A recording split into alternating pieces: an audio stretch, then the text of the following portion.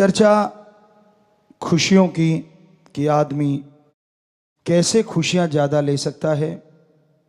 आज ऐसा समय आ गया है कि परिवार टूट रहे हैं, बच्चे बड़ों की नहीं सुनते, बड़े इसलिए टेंशन में हैं कि उनकी कोई सुनता नहीं, और बच्चे इसलिए टेंशन में हैं कि उनके ऊपर उनकी राय थोपी जाती है, उनके ऊपर जबरदस्ती की जाती है, जैसा वो चाहते हैं उसको जीने नहीं दिया जाता। इस वजह से परिवार बिखर रहे हैं। हमारी संस्कृति जो अपने आप में नंबर 1 थी, वो आज टूटने की कगार पे है। दोगले मापदंड हो गए हैं।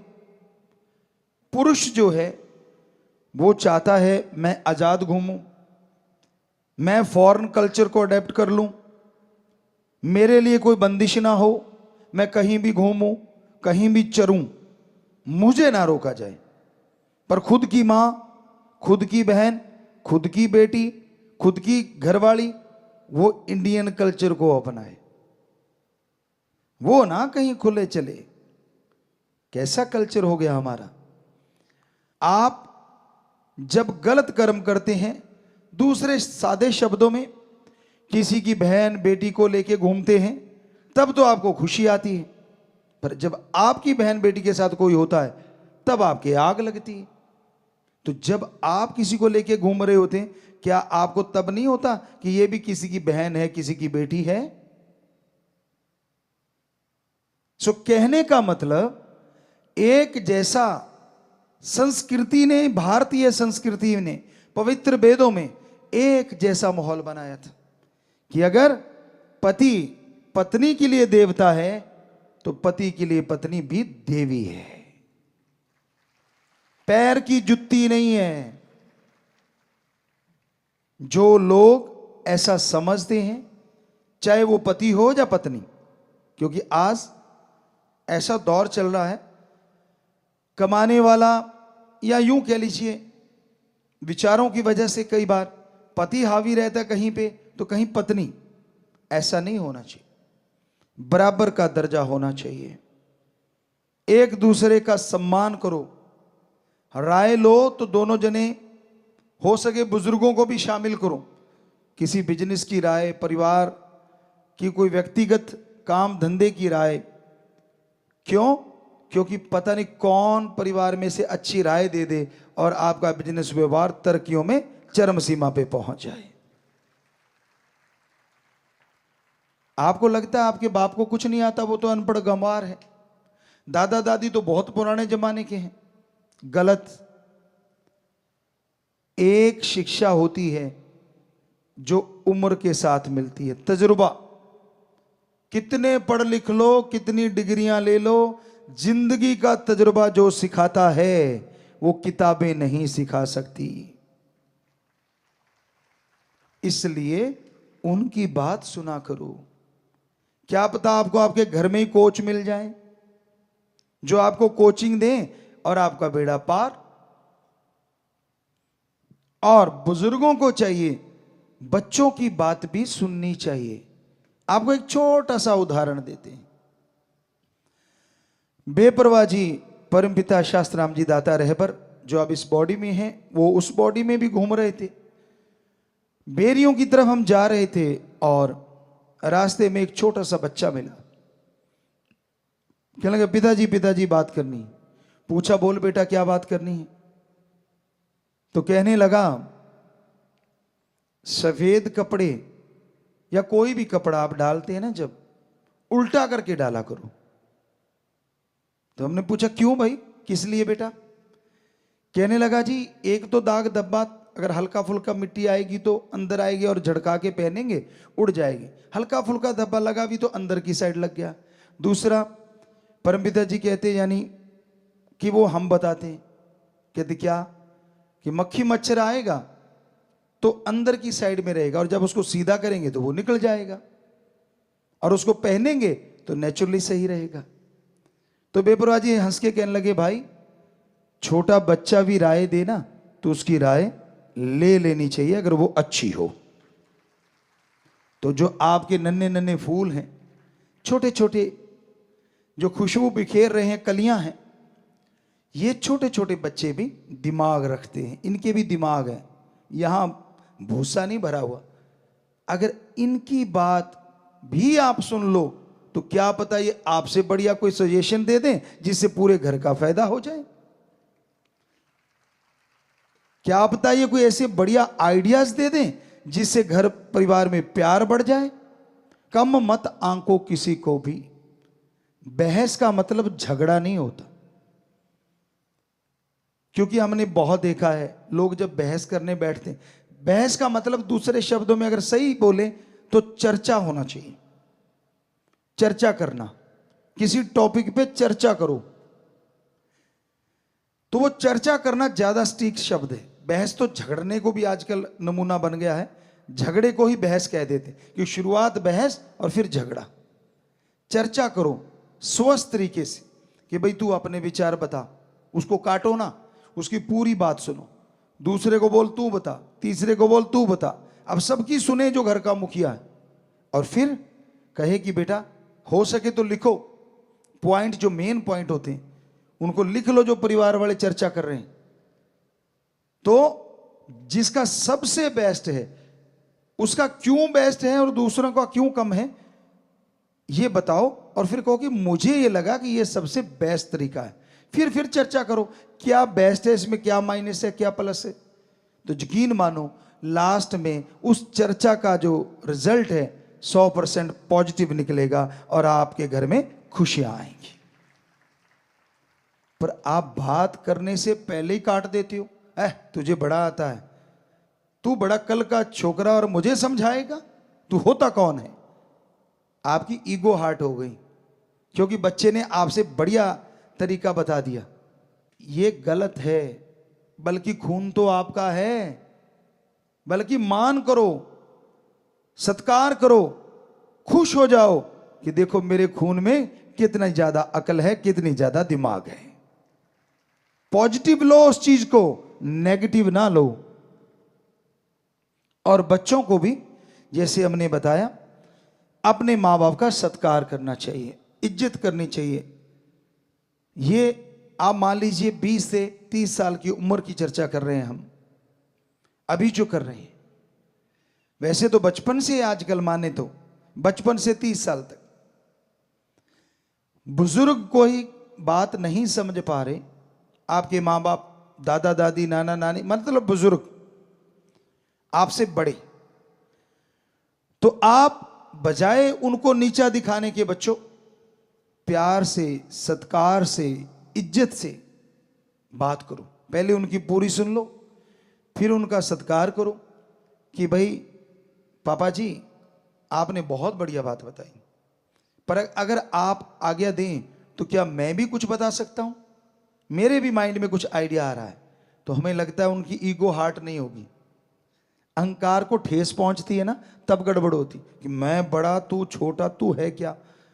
तो जब आप कहोगे कि जी मैं, अगर आप आज्ञा दें तो मैं आप एक रिक्वेस्ट है, मैं भी अपनी बात रखना चाहता हूं, यकीन मानो उसको लगेगा हाँ मेरी ईगो हार्ट नहीं, क्योंकि पहले ही सत्कार कर दिया, उसको बड़ा बना दिया, तो फिर वो आपकी बात भी सुनेगा और अच्छी लगेगी तो मानेगा भी। तो ये तरीके होते हैं घर परिवार को बांध के रखने की। संयुक्त परिवार होते थे तो उसमें कितनी खुशियां होती थी। तो कहने का मतलब संयुक्त परिवार जो होता है ना, बड़े फायदे होते हैं। मान लो 2 भाई हैं, इकट्ठे रह रहे हैं, आगे 2 बच्चे हैं, तो उनमें से एक भाई नौकरी करता है, दूसरा भाई अगर मान लो खेती बाड़ी या कोई थोड़ा बिजनेस करता है, तो कहते हैं ना 1 और 1 11 हो जाते हैं और एक ही रह जाता है। और दूसरी बात, खास करके सत्संगियों को, हम अपने उन बच्चों को जो राम नाम से जुड़े हैं जरूर हाथ जोड़ के कहना चाहेंगे कि अगर आप 2-3 भाई हो, इकट्ठे रह रहे हो, तो 2 लोग अगर घर का काम कर रहे हैं और एक सेवा के लिए फ्री हो सकता है, तन मन धन से परहित परमार्थ कर सकता है। बदल बदल के करते रहे ना, एक बार एक आ गया, दूसरी बार दूसरा आ गया, तीसरी बार तीसरा आ गया। और आज के युग में, आज के समय में परहित परमार्थ अपने को छोड़ के सारी सृष्टि का भला करना, अपना तो करना ही होता है, वो तो एक आत्मिक मालिक ने शक्ति दी है कि आप आत्मिक रक्षा करें, आत्मरक्षा वो तो करना ही है। लेकिन फिर अपने को छोड़ के परहित परमार्थ करने वाला कोई कोई है। अगर सारी जनसंख्या देखें तो वीडियो बनाने वाले मिल जाएंगे, एक्सीडेंट हुआ पड़ा है, खून निकल रहा है, कोई किसी को मार रहा। अभी पीछे एक हमने देखा, शरेआम दिल्ली में एक राक्षस प्रवृत्ति का बच्चा एक बिटिया पे चाकू बरसा रहा था। वो बड़ा हाईलाइट हुआ था, हमने टीवी पे देखा। तो वहां लोग आ रहे हैं, जा रहे हैं, किसी ने कोई वीडियो बना रहा है। अरे लानत ऐसे लोगों पे और लानत उनके शिक्षा पे। क्यों नहीं दो चार ने मिलके उसको पकड़ लिया, उसके पीछे से जाते और बाजू काबू कर लेते, बात खत्म। लेकिन नहीं, मरने दिया। यहां तक नहीं, उसने पत्थर उठा के वो जो किया, ये रोंगटे खड़े करने वाली घटना थी। लेकिन वहां लोग ऐसे जा रहे थे जैसे कोई बात ही ना हुई हो। कहां गई हमारी संस्कृति, कहां गई हमारी इंसानियत, जिसके बल पे हमारी संस्कृति पूरे वर्ल्ड में नंबर 1 है। हमें खुशी हमारे 6.5 करोड़ बच्चों पे, खास करके उन बच्चों पे जो ऐसे समय में इंसानियत को नहीं भूलते और लोगों की मदद करते हैं। चाहे बाढ़ का पानी हो, चाहे भूकंप आया हो, प्राकृतिक आपदा या ऐसी कोई चीज दिख जाए, वो नहीं पीछे हटते। एक्सीडेंट हुआ पड़ा है, उसको उठा के हॉस्पिटल पहुंचाएंगे। जब हमने शुरू किया था, शुरू में कुछ बच्चों को परेशानी भी आई, क्यों वो लेके जाते थे, लोग उन्हीं को बिठा लेते थे कि तू, तेरी गाड़ी से तो नहीं हो एक्सीडेंट, औरों की छोड़ो, हम अपनी बात सुनाते हैं आपको। राजस्थान में श्री गंगानगर साइड से हम होते हुए गुरुसर मोड़िया जा रहे थे। तो जैसे ही सुखाड़िया सर्कल है, वहां से निकले, बुद्रवाली से आए थे, गंगानगर में किसी घर गए थे, तो वहां से निकले, हमारे आंखों से थोड़ा सा दूर बस ने बैक मारा और एक बाइक पे बच्चे थे, तो वो तड़ाक से नीचे गिरे। तो गिरते ही हमारी गाड़ियां नजदीक पहुंची, तो हमने सेवादारों को बोला कि भाई पीछे से इनको उठा के हॉस्पिटल पहुंचा दो और इनका इलाज करवाओ। अब हम तो ये कह के चले गए, गुरुसर मोड़िया पहुंच गए। अगले दिन पुलिस आती है, पता नहीं उसी दिन शाम को, सारी गाड़ियां चेक कर ली, एक एक गाड़ी चेक करके फिर कहते गुरुजी वाली भी चेक करनी। हमने कहा करवाओ। वो गाड़ियां भी चेक कर ली, कहते हाँ आपने तो एक्सीडेंट नहीं किया। हमने कहा हमें जरूर मिला ना, हमें मिले वो सज्जन। हमने कहा भाई तू उनको क्यों नहीं पकड़ता जिन्होंने किया है?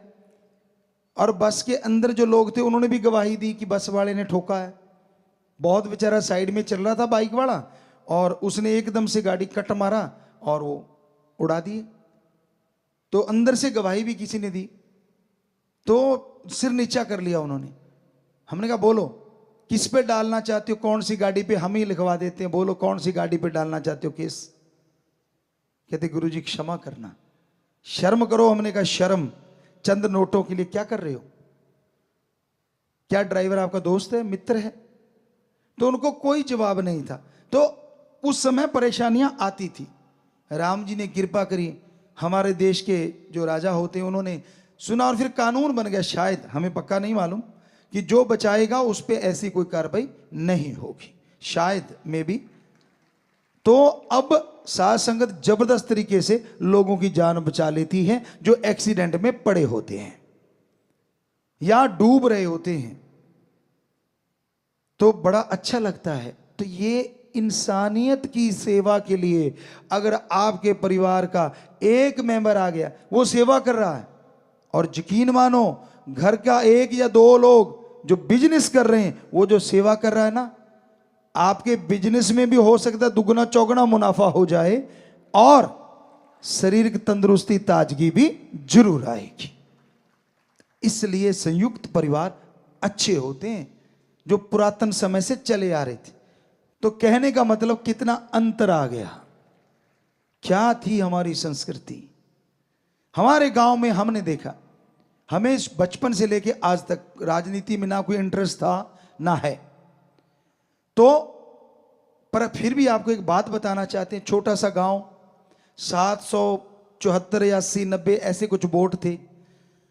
गांव के 2 लोग जाते थे, चुने हुए थे, वो जाते और किसी को कह के आते कि वोट आपको डालेंगे। पूरा गांव, हमारे जी स्कूल बना देना। स्कूल वहां से 5-6 किलोमीटर दूर था, छोटा सा गांव था। तो वो आके गांव वालों को इकट्ठा करते, कोई बच्चे नहीं जाते थे, सिर्फ घर का मुखिया, सारे इकट्ठे हो जाते। वो कहते थे भाई अब फलां बंदे ने वायदा किया है, अपने स्कूल बन जाएगा तो वोट उधर डालनी। कहते जी ठीक है, ये नहीं पूछते क्या क्यों किंतु परंतु, सारे घरों में आते और अपने परिवार को आके कहते भाई वोट फलां जगह लगाना है। और ऐसा ही हुआ, स्कूल बन गया, क्योंकि वही जीता जिसको वोट डाली। अगली बार फिर वायदा कराए कि भाई हमारे स्कूल को अपग्रेड कर देना और हो सके तो बिजली और रोड नहीं है हमारे। फिर वही जीता, क्योंकि तब वो पेटियां पुटियां खुला करती थी। हमें मालूम नहीं तब क्या चक्कर था, कोई इंटरेस्ट नहीं था हमारा, सच कह रहे हैं आपको, झूठ नहीं बोल रहे।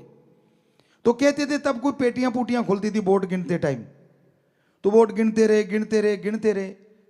और जब पेटी खुली, वो हार रहा था जो एमएलए था, वो जब गुरुसर मोडिया की पेटी थी वो खुली, पेटी खुलते ही वो जो बंदा 400 से हार रहा था वो 300 कुछ वोटों से जीत गया।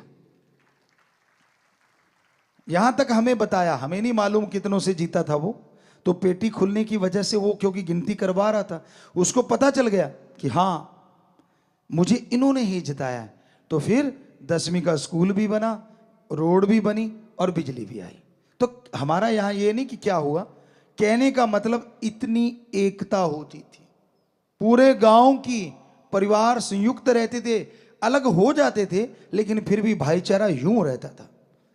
क्योंकि तब जो हमने देखा, बुरा ना मानना, माता बहनों की थोड़ी खड़क जाती थी, भाई भाई तो कई बार एक रह लेते थे, पर उनकी थोड़ी सी रोटी के पीछे, दाल के पीछे, चावल के पीछे, सासू के पीछे, ससुर के पीछे गड़बड़ हो जाती थी। तो उस वजह से घर तो अलग हो जाते थे, कहते थे चूल्हा अलग कर लिया। तब ये नहीं कहते थे खेती बाड़ी बांट ली, कि चल चूल्हा अलग कर लो भाई ताकि झगड़ा ना हो। तो वो घर थोड़ा सा अलग हो गया, लेकिन खेती सांझी, काम धंधा एक ही कर रहे हैं, वही सारा कुछ भाईचारा। तो वो भी बढ़िया है जिनके ये है। तो सत्संगियों से जरूर चाहेंगे कि अगर पॉसिबल हो झगड़ा नहीं करना, झगड़े से तो अच्छा है चूल्हा अलग ही ठीक है। पर अगर लगता है काम धंधा साझा कर लो, और 1 महीने के बाद हिसाब जरूर कर लिया करो, चाहे सगा भाई है, चाहे दोस्त है, चाहे मित्र है, लंबा मत डालो। महीने के बाद हिसाब होगा तो अगर कोई बेईमानी कर रहा है पता चल जाएगा, तो अपना किनारा कर लो, और लगता है कि सारा सही चल रहा है तो और जोर लगाओ। तो ऐसा अगर पॉसिबल हो तो आप जरूर करना। मालिक आपको खुशियां दे, बहुत आशीर्वाद।